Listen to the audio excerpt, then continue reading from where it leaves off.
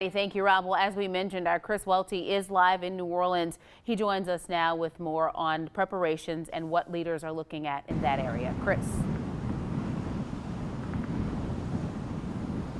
Hey Marcel, we're live here along the lakefront in New Orleans, and a lot of people are still out here sightseeing and watching the waves. And the waves, you can see some of that wave action right behind us. A lot of waves still crashing off of Lake Pontchartrain over Lakeshore Drive.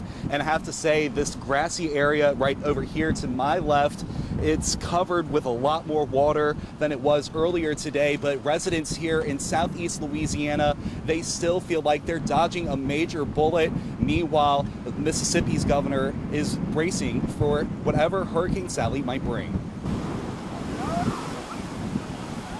An aggressive Lake Pontchartrain putting on a show as dozens of people line the lakefront in New Orleans to watch the waves crash in. The street flooded, water stretching to the levee, a common sight during storms, the flood wall closed and homes on the other side protected.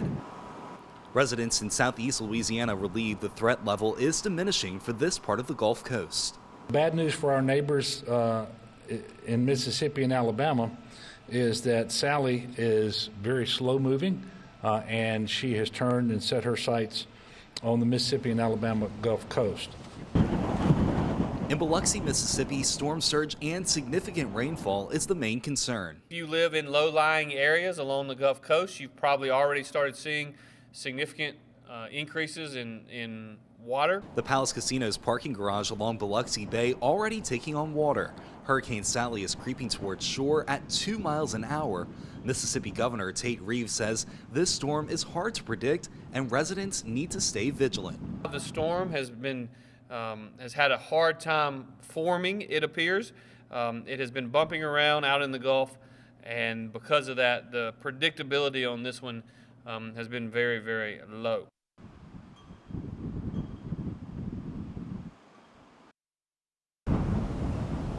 And you can see once again those waves crashing over the shore here on Lakeshore Drive, and there's a group of people that are starting to come out here into this grassy area. One person is even taking a dip in that water right there. Definitely probably not advised to jump into water like that, especially when it's dark. You don't know what might be in that water, especially coming off of Lake Pontchartrain. But once again, residents here in southeast Louisiana, they feel like they have dodged a major bullet with Hurricane Sally.